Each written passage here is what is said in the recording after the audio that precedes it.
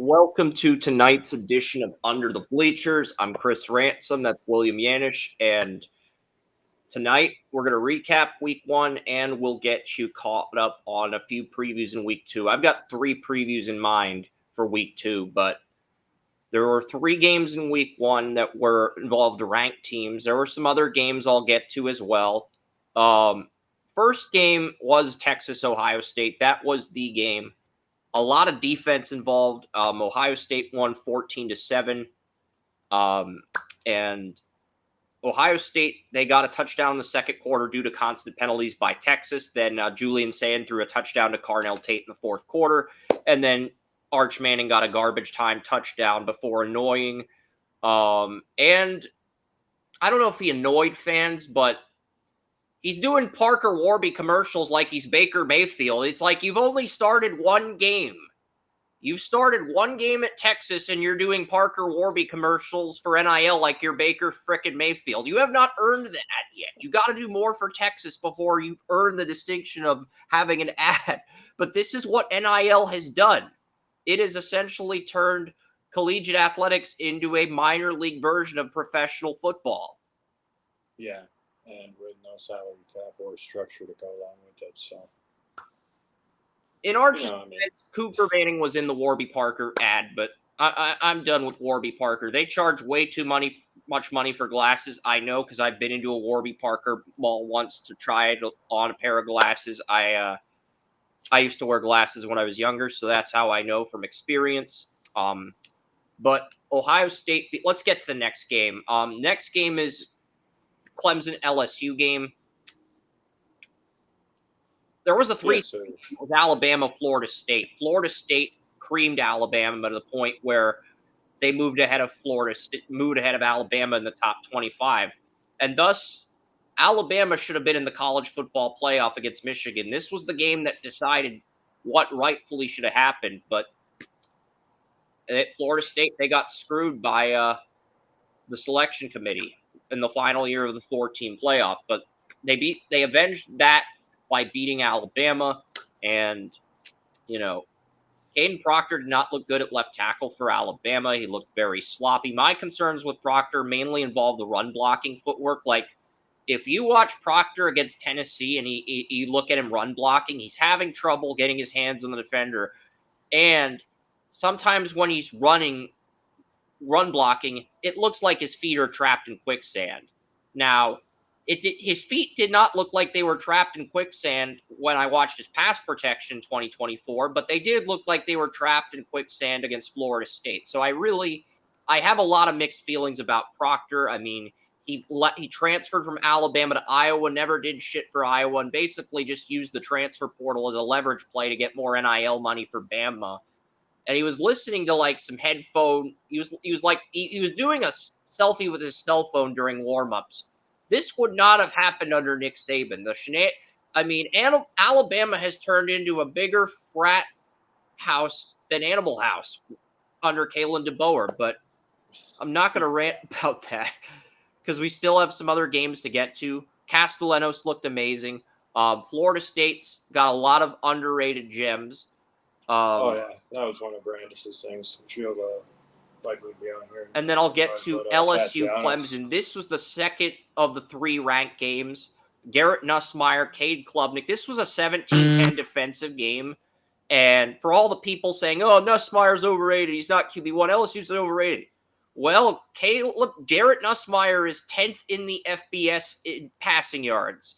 Among all 132, 130, 131, 132 quarterbacks, he is 10th in passing yards. 232 yards against a Clemson team that has 2 first-round corners, one in 26 and 2027.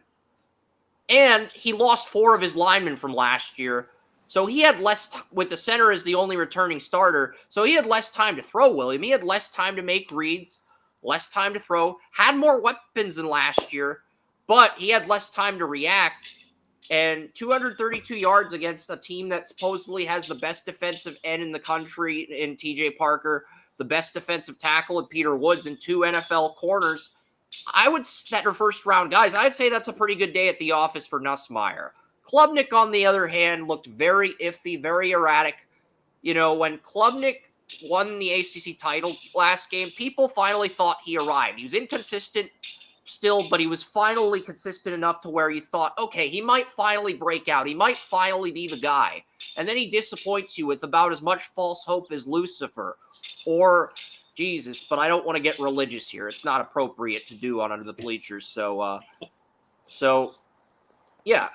I mean, Cade Klubnik just... One thing you'll never get from us in politics or religion or anything like that. We might throw up the little devil. Yeah, exactly. But Klubnik... Klubnik... Kind of stuff, I said Klubnik, Nussmeier, and Aller have the same exact floor same exact ceiling in terms of potential. I agree. They all three have a 92 for me from a grade. Like, that's my final grade for potential. The only part I'm trying to gauge is the floor, because I've seen all the QBs make 5 out of 6 progressions. I've seen all 3 QBs make a 1-step, 3-step, and 5-step drop. So what's the freaking tiebreaker? Well, the tiebreaker's the floor in this scenario, and William likes quarterbacks with good floors because they're steady. They may not always be stars, but they're steady. They're safe hands. Look at Bo Nix in Denver. That's one example. And I think right now the consensus is Drew Aller and Garrett Nussmeier have higher floors than Cade Klubnik after what I saw. Because Cade Klubnik, he has 3 receivers. He has a receiver with a 90, 91 potential that's a junior this year, and he's got 2 sophomores that are 2027 first-round picks. LSU's only got 2 NFL corners. You've got 3 first-round receivers, and you're not doing jack shit with that. Only scoring 10 points. Continuing to make the same flaws you made as a freshman. And I can live with that if he's a sophomore. I can even live with that against Georgia. But he got hot at the end of the year. It finally looked like he was going to be the guy. And then he just plays an A. Klubnik, is I kind of always... I said I was intrigued with him. I never, I had him as QB2 ahead of Aller at the beginning of the year, but it was very close between the two. And to be honest... I like Aller's toughness a hell of a lot more. And, Klubnik, like I said, his floor, because he showed those erratic tendencies, all the way through his career. And like you said, he got hot at the end of last season. He might be the best QB of the 3 at throwing on the run, but that's the only positive attribute I would argue in terms of overall scouting him as an individual player. That's really the only positive. And it's not a big positive when you take arm talent, angles, poise in the pocket, composure, other attributes into account. Everything. When you take those other attributes into account, he's the weakest of the 3. And yes, all 3 quarterbacks can make 5 out of 6 progressions, but they don't do it consistently. And I would argue Nussmeier has the best internal clock, followed by Aller. Klubnik has the worst internal clock, and a lot of the things with his footwork are choppy. This is something you, me, and even Daniel Kelly, your old colleague at First Round Mock, we all agreed on those things when evaluating Klubnik this summer. So if I were to say right now, I would say that Klubnik's floor is probably I wanted to say it was at like a 75, but it's probably at like a 62 right now. And then I would say Nussmeier's floor is at a 72, his ceiling's at a 92, and I would argue that Aller's floor is a 71. He's slightly below, because Penn State, you're playing freaking Nevada. You are expected to throw for 300 yards against Nevada, okay?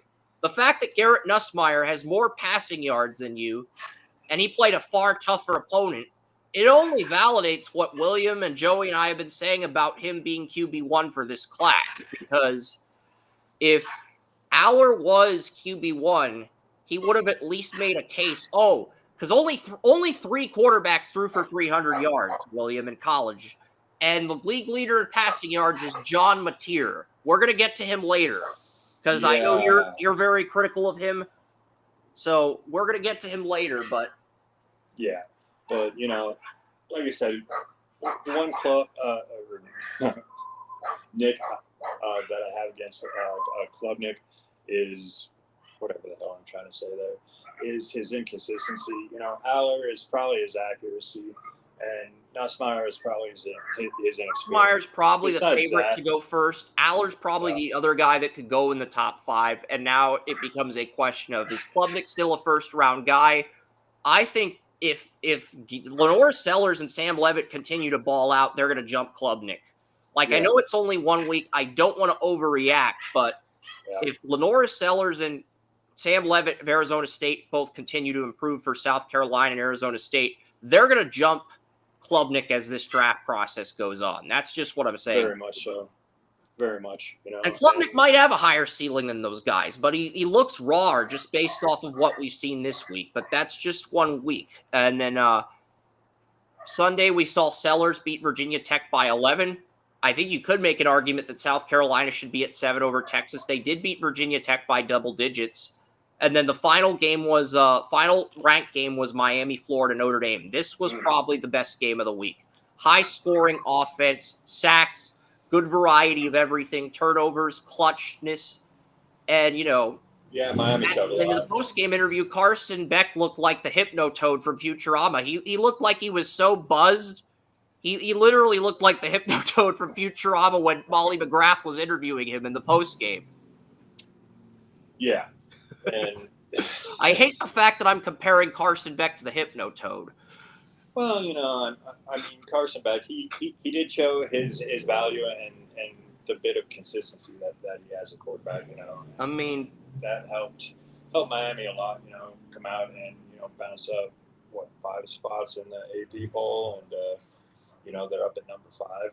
And I mean, that's good for them, coming off Cam Ward, the number 1 overall pick. Florida State and Miami were both expected to lose by the sports books in week 1. They both won, and because they both won, now they're favorites in their next 3 games before they meet each other in week 5 or 6. And really, when was the last time Miami, Florida, and Florida State were both undefeated, both in the hunt for a national title?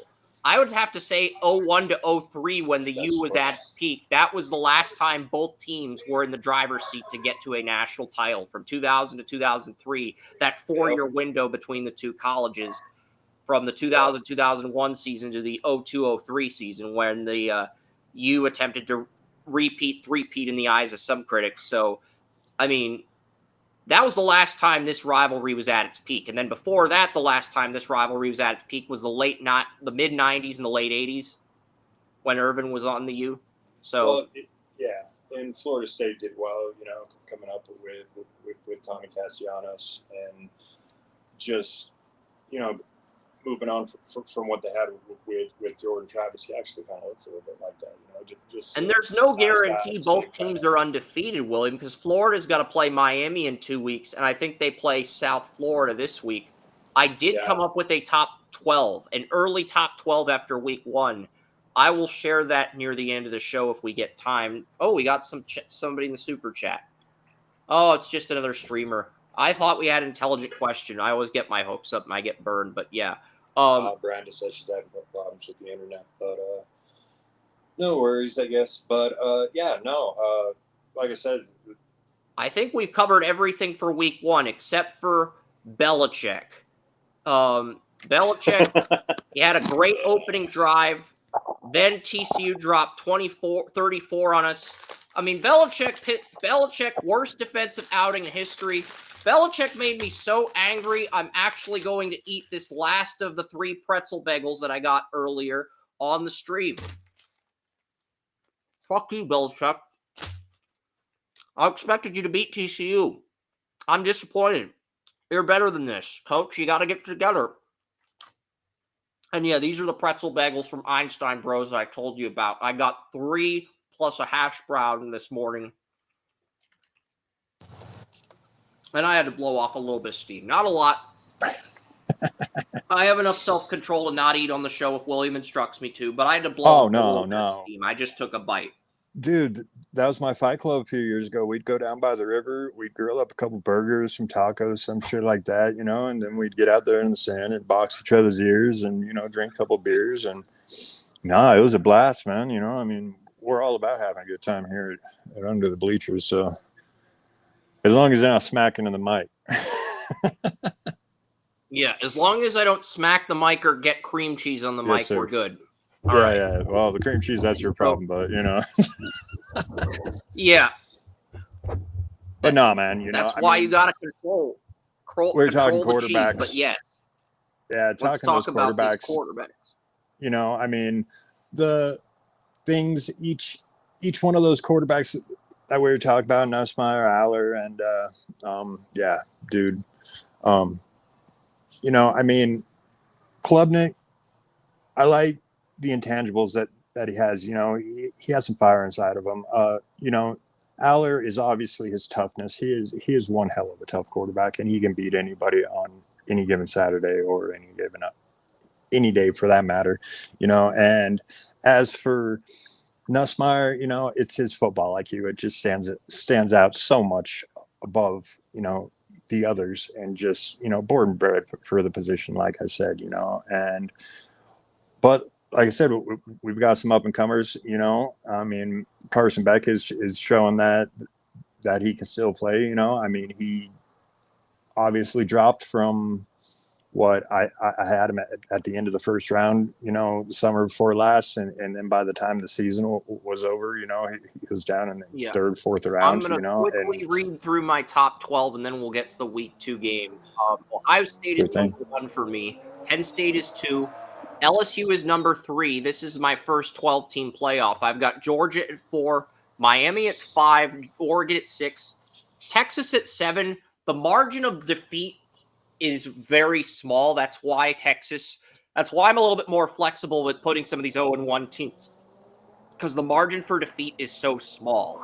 Clemson, Notre Dame is a bye week this week, and then they play Texas A&M in South Bend in 2 weeks from now. So what I'm probably going to do is I'm probably going to put the winner of next week's Oklahoma-Michigan game in Notre Dame's spot. And right now I've got Notre Dame at 9, just like the AP poll. Number 10 is South Carolina, so my top 10 is exactly the same as the AP poll, but number 11 has to be a Big 12 champion, and number 12 has to be a Group of 5 team. Those are the rules. I didn't write them. Those are the rules, though. Notre Dame does not count as a Group of 5 team. They're their own entity in the independent conference. So number 11 is Arizona State for me. I'm only have them here because they're the defending Big 12 champions. I genuinely believe you can make an argument for Iowa State here, because Iowa State's the only 2-0 team in the entire top 25. So that's why I say you can make an argument for Iowa State. I know Arizona State kicked their ass in the Big 12 title last year. That was last season. That's not this year. That was last season, okay? So I do think you can make an argument for either of those teams at 11. And then number 12 for me has got to be South Florida. I mean, South Florida, they hosted Boise State, and they beat them 34-7 at Raymond James Stadium. They have earned the number 12 Group of 5 spot for this week. They probably won't hold on to it because they play the Florida Gators in Gainesville this week. So, but they've earned it for this week. So basically, I'm expecting to change my Group of 5 team, and I'm probably going to swap out Notre Dame with the winner of Oklahoma-Michigan next week. But I don't expect any other changes heading into Week 3. How would you feel about that? We'll talk about the 3 games. Sure. I think right now there's probably only 3 exciting games. Iowa State, South Florida, because got the best Group of 5 team taking on one of the first 2 outs. Illinois and Florida would be my first 2 out after 1 week. And that's why I consider that a game that warrants an honorable mention. But Michigan-Oklahoma is the game of the week. So we'll save that for last. But I'm thinking those are the 3 games we'll discuss. Iowa State, South Florida. We'll give a Group of 5 team a little bit of love for beating Boise at home. Not a lot, but enough to where we could have a brief conversation about it. All right. I'm going to take a stab at this 12-team thing. We're going to start out on the AP poll, just like you did. We're going to go Ohio State, Penn State, LSU. I'd actually put them at number 1. I like them a little bit better. Georgia, Miami, Oregon. I'm going to bounce Texas out of the top 12. I'm going to bounce Clemson out of the top 12. I'm going to bounce South Carolina out of the top 12. So that's 3 teams that I'm bouncing out, and I'm going to put in their space. Don't you want to bounce Notre Dame out instead? South Carolina won by double digits. Yeah. Actually, that's a great idea right there. Those 2 exactly. So South Carolina bounce Notre Dame, because I was originally going to put South Carolina at 7, and then I went back and I looked at the scores and said, yeah, they lost, but it was close. And last year I didn't give the teams that lost any benefit of the doubt, but the tape shows the games were competitive, so that's why I'm a little bit more open-minded. And those three teams, like I said, that have bounced out, they're going to be replaced by Florida State. They're going to be replaced by Texas Tech, and they are going to be. I've got to have that Group of 5 team in there. So give me Boise State, even though they lost. They lost to a good team. They lost 34-7. They lost by 27 points, and they still are in. I still think they are the best Group of 5 overall team.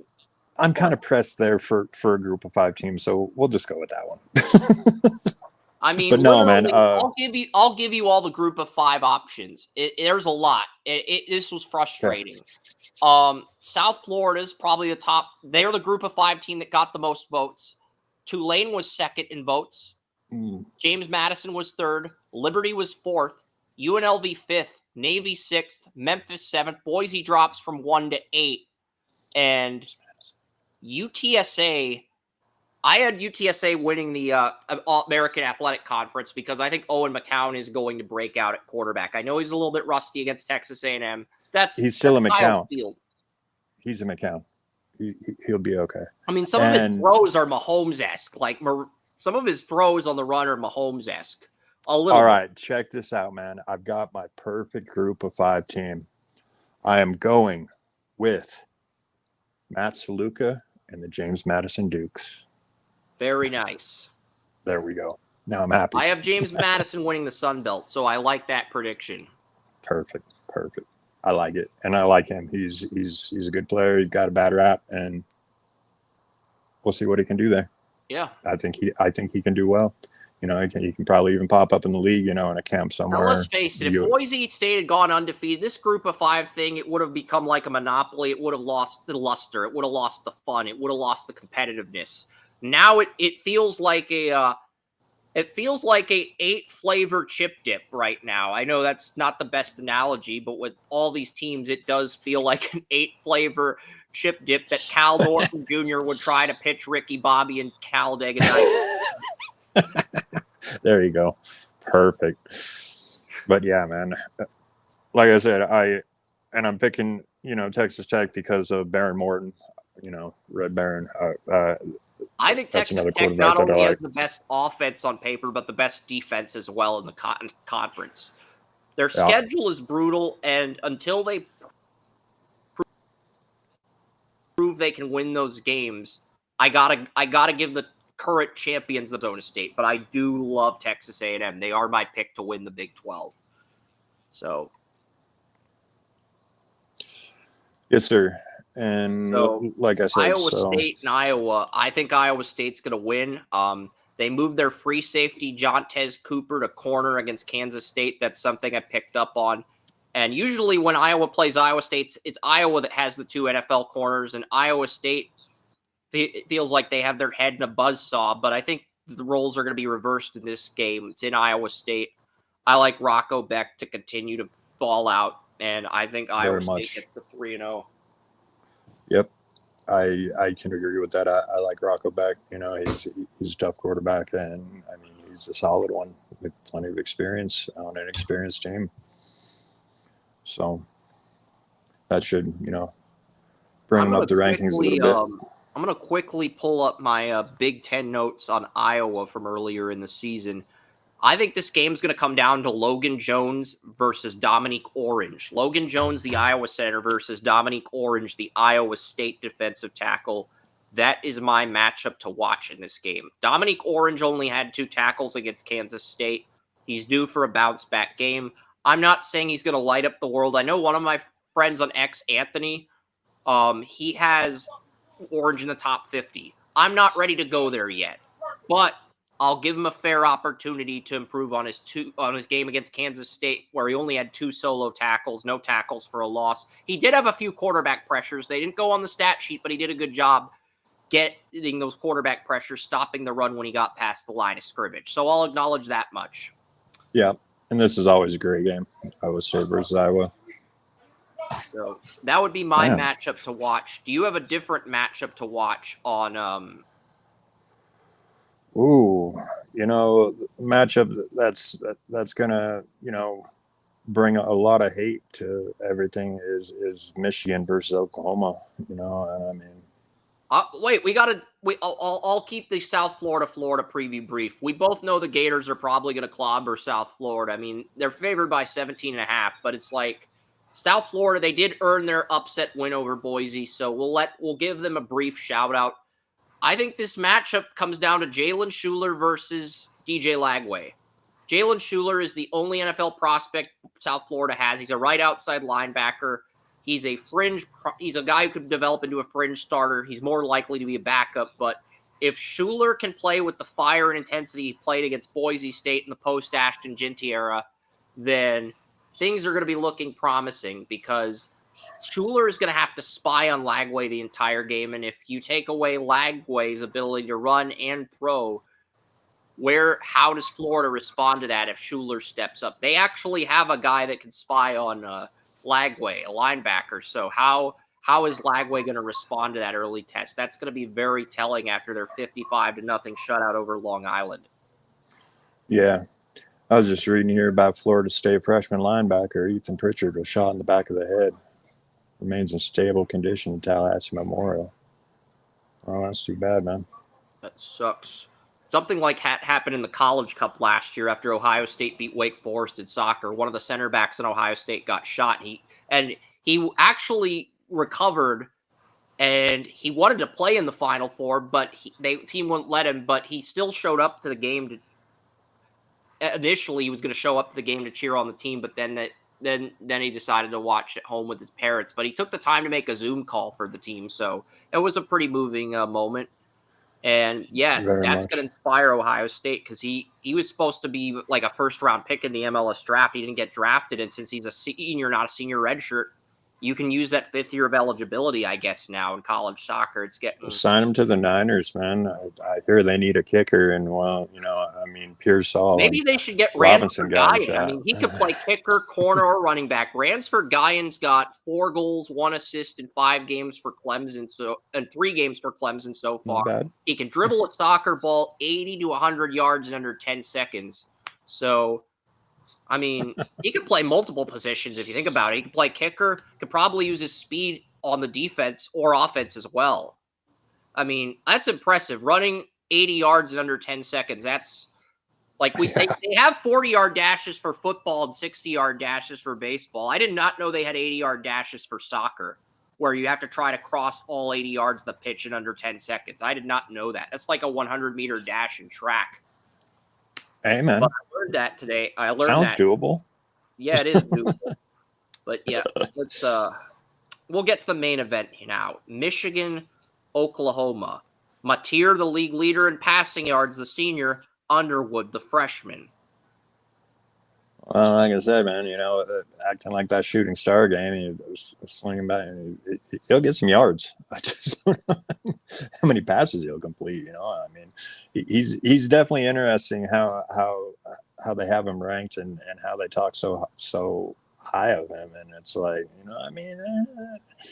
he's got some things to work on, but I mean, still wish him all the best, just like the rest. I think Oklahoma's going to win 23-20, but I think Mateer's stat line is going to drop a bit because Michigan, even though their secondary is not as good as it was last year, they have a lot more on the front 7 as far as the edge rushers go. So I'm going to say 253 passing yards, 2 touchdowns, and 2 interceptions for Mateer. Give me 272. I'll go with that. I mean, he had like 333 or something last week. I don't think he's going to get 300 on Michigan, but he's too talented to have anything less than a 225 to 275. That's what you're looking at for range. They're going to drop him back so many times. If he has a shitty game, 275 if he has a good game, makes good decisions. Yeah, sounds about right. And Bryce Underwood, he had I think he had over 200 yards in his debut against New Mexico, but Oklahoma is a much tougher team, and they have a sophomore cornerback who's potentially a first-round pick in 2027. They have a nose tackle. They don't have any 2026 day one guys. They have a couple of guys on that defense that could be day one guys in 2027. And this is the game where those guys show up because everybody's not really looking at those guys right now because a lot of people are glued into the 26 draft cycle. Unless you're an Ohio State fan and you want that early sneak peek of Jeremiah Smith a lot of people that are covering the draft, they're focused on mainly the 2026 guys, underclassmen and seniors. So that's why I believe Michigan will fall short in this game. And I don't want to see the memes about how Bryce Underwood has cheeseburger fat in his belly button like Jamarcus Russell. It's completely inappropriate, guys. I don't care if it's Barstool or Do if it's not Fox do that, Sports. guys. Do It's not not cool post to do them in that. under the bleachers. It's not cool. It's not cool to do that. Don't do it. So don't do it. Anyway, yeah, no, Bryce Underwood. People are obviously talking him up, and I mean, it's good to see a player like that. He played New Mexico. I mean, New Mexico is a cupcake team. Let's see what he does against Oklahoma, and let's see what he does against Matt Rule and Nebraska in 2 weeks, because I think those are going to be the two toughest games on Michigan's entire schedule. Like I've been telling William for over a month now. Because yes, sir. Oklahoma shouldn't have too much. Raiola looked good. Maryland's freshman quarterback looked good. Big Ten is a gauntlet. I mean, the Big Ten, in a sense, is the new SEC. As much as I hate to say it, the last 2 years, the quality of competition in the SEC has eroded to a degree. And I think the Big Ten is the new SEC because they've been more aggressive in the NIL era. And the last champions, Michigan, Ohio State, came from the Big Ten. I think there's as many as 6 teams that could win the Big Ten this year. I think there's as many as maybe 4. I think LSU is probably going to win the SEC now. Alabama was the only team I viewed as a threat. I don't know if I view them as a threat anymore. The bigger question becomes, does Georgia win out and win enough games to get that second spot? And if they don't, does Texas rebound? And if they don't, you're looking at Florida or South Carolina. If Texas doesn't rebound, I mean, you're going to hear the screams from all across the country, man. And I mean, but everybody's saying, "Oh yeah, we knew that Arch Manning, was really that raw." Well, no, you weren't saying anything about it, so don't lie to us, no. But yeah, no, I mean, like you said, and then you've got what's crazy? Up and comers like Luke Altmaier. And when I went to the sports card convention in Pittsburgh 2 weeks ago, they were only charging $200 for a Peyton Manning rookie autograph. You know how much they were charging for an Arch Manning trading card? $900, triple what Caleb Williams was getting, triple the price of what you'd have to pay for a Caleb Williams rookie autograph 2 years ago. Damn. $900 for Arch Manning. That is a fucking ripoff. If you bought that, you are dumb. $900 for an Arch Manning card. There's a reason nobody touches that card with a 10-foot pole. It's like $900 for an Arch Manning rookie autograph. That is, it's probably only worth like a fraction of that now. I can't even say it'd be worth $450 after the Ohio State game. It's probably like $75 to $100. It's probably the lowest it would be in terms of overall worth. And then next week it'll probably balloon back up to like $300 or something. I bought my kid a Peyton Manning autographed jersey, and it cost me like $90, bro. Yeah. And so the fact that an Arch Manning trading card is 10 times the price of a Peyton Manning autographed jersey, that is insane. And I'm going to make another prediction. They were showing Marshall Manning on Peyton's youngest son on the screen. I know this is a few years out, but I think Marshall Manning is going to be better than Arch. But it's ironic because their career paths are almost identical. Arch Manning enrolled in college about 30 years after Peyton enrolled in Tennessee. And Marshall Manning's going to graduate in 2030, enroll in the fall of 2030 to the college of his choice, which is about when Eli enrolled into Ole Miss. Eli went to Ole Miss from 2000 to 2003, William. So, So Marshall Manning is going to enroll in college 30 years after Eli. Isn't that... It's like we're reliving the Mannings, except we're reliving the Gen Z version of the Mannings. and Archie's the only Gen X Manning. Sorry, Peyton and Eli. You guys are millennials, and Archie's the only Gen X Manning. Because I respect Archie too much to call him a boomer. Even though Peyton would call Archie a boomer as a gag and a joke, like a Sports Center commercial, he might call him a boomer. I don't know. I don't know what I'm talking about, but yeah, Peyton. Something like that. But yeah, I could see it. But, just take the and that's the thing. By the time by the time Marshall enrolls in college, Phillip Rivers' kid's going to be eligible for the NFL draft. So we're reliving the Rivers and Manning families, except the Gen Z versions. So just think that's interesting. Not going to make any predictions for Marshall. He's a kid still. It's not really appropriate for me to do that yet. I mean, I just think it's going to be interesting to see how the next generation of Manning's careers unfold. So we'll see what happens, William. We'll leave it at that. But yeah, Oklahoma. Oh, very much, man. I would pimp. I mean, if I had a girlfriend out to the Manning family, that get a football player out of them. I mean, why not? Yeah, it's like. Exactly. So I'm looking at either them or Michigan. Michigan's got some good players. Michigan's got some decent players. Giovanni L. Hardy at left guard, Derek Moore, the edge rusher, Rayshawn Benny, the defensive tackle, TJ Guy, Barham can play inside or outside.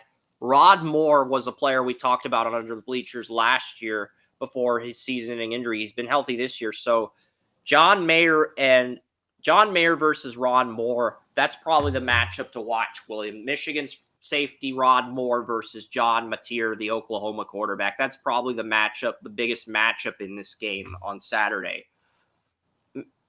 Yeah, for sure. That's probably the biggest matchup. I mean, Jaden Ott is also in this game. I think the running backs are going to be the X factor, William, because I think both teams,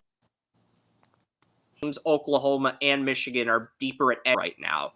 And Oklahoma's got a good defensive tackle, so does Michigan, but I honestly feel like the running game could decide this because Justice Hayes looked good against New Mexico, and Jaden Ott's the starting running back from Oklahoma. He transferred to Oklahoma from Cal. So I think the running back position is probably going to be the key in this game because we could look at Mateer versus Rod Moore and say this is what's going to decide who wins and loses, but all the thumbnails I've seen for Michigan, Oklahoma on YouTube feature Underwood and Mateer, and I get it. Quarterbacks sell. I get it. Quarterbacks sell. They're the most marketable athletes, but I think this game is going to be won on the ground. Yeah, for sure. Because both teams are going to want to control the clock and limit what the other quarterback's doing. And I feel like both defenses are stronger at edge rusher than they are at defensive tackle. So that's why. Plus, you want to win the time possession battle. So this is going to be a ground game for me. Yeah, Jaden Ott's got that 4.3 speed, and anytime he touches a ball, he can take it to the house. So, I mean, I loved him at Cal last year. Justice Hayes started at Alabama but transferred to Michigan. So that's why I think this game is going to be won on the ground. Yes, sir. I feel it will be too because I mean that's just one of the things that Michigan is good at. That people are hyping up the quarterbacks. Nobody's hyping up the running backs, and when nobody's hyping up the running backs go off more times than not. That's the case. Yep, agreed. So I think this game is probably going to be won on the ground. I will quickly pull up some notes for Week 3. I'm not going to do a breakdown for Week 3, but I will quickly pull up a list of the Week 3 games in college football.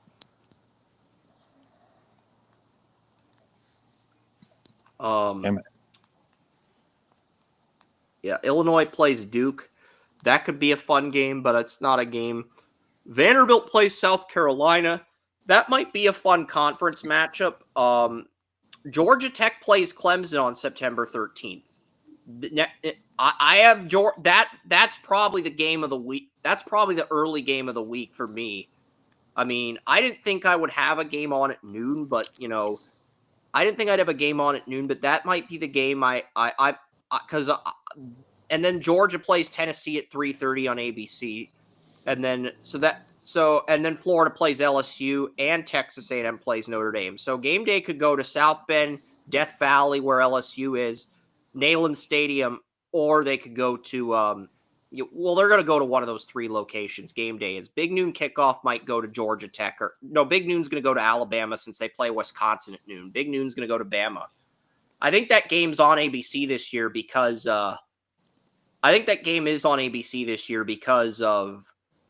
because last year Wisconsin was the home team and it was on Fox. But I think Wisconsin-Alabama is going to be the I'm pretty certain Wisconsin-Alabama is going to be the ABC noon game on that Saturday. And then they're going to put Clemson-Georgia Tech on ESPN. That would be my guess for September 13th. And I'm also guessing the Big Noon kickoff game is probably going to be Oregon versus Northwestern, since Northwestern renovated their new stadium. And your choices are Oregon, Northwestern, or Central Michigan versus Michigan. And Central Michigan versus Michigan is not a game you want to put on Big Noon. Michigan is going to run a train through Central Michigan, especially if Oklahoma beats them. So if I had to guess how this slate of games is going to play out for week 3, we're going to get Oregon, Northwestern on Big Noon kickoff with the new Northwestern Stadium under construction. And we're also going to get Clemson, Georgia Tech on ABC. And we're also going to get Alabama, Wisconsin on ABC, since that game was on Fox last year, but Alabama's the home team this year, which means ESPN and ABC will get the rights to that game. And that'll be the first SEC on ABC game probably in 2 weeks from now. So week 3 does look a lot better. Yeah. Week 3 does look a lot better because I see Wisconsin, Alabama might be fun just because Alabama's in a slump right now. Vanderbilt, South Carolina, if they both win next week, they would both be 2-0 heading into that matchup in South Columbia. So 1, 2, 3. Well, Oregon has my number 3 left tackle, so that game could be good. Or Georgia, Tennessee 4. And then South Florida plays Miami in week 3. So if South Florida beats the Gators, that game will become a lot more interesting. And then Texas A&M, Notre Dame, Florida, LSU. Utah travels to Wyoming. I do think Utah's going to win, but that game could be entertaining. I think Wyoming's going to put up a better fight than UCLA. I'll say that much about the Cowboys. I feel like we've covered everything. We gave our audience a brief preview, but we didn't go into the matchups for week 3. And we covered everything for week 2, and we recapped week 1. So, yes, sir. And and for everyone wondering about the NFL predictions, we will get to that Saturday, and the NHL season previews start. And this will be the final year we just do the divisions because the NHL basically said we're starting in September in 2026. So that means I'll have to preview each conference, 16 teams in the first 2 weeks of the NFL season. So, Gary Bettman, you need to keep the NHL in October. It's not you're making my job harder. I know you want to make more money and take away viewers from the MLB and the NFL, but you're really making my job a lot harder because instead of breaking down 8 hockey teams over 4 weeks, I probably have to break down 16 over 2 weeks. And those 2 weeks are the first 2 weeks of the NFL season. So we go from having 4 really long shows in August to things starting to settle down in September to we're going to have 6 really long shows, and then we're going to jump straight into the draft rankings as a reward once 2027 approaches. But that's basically what the NHL is doing in terms of pivoting. But yeah, that's William Yanish. I'm Chris Ransom. We are going to be back next Wednesday. I've got a bagel to eat. Good night. Yep. And thanks, guys, for being here. Remember your brackets. I'll have posts up and stuff. We'll have some prizes, and we'll be good. We'll see you next week, guys.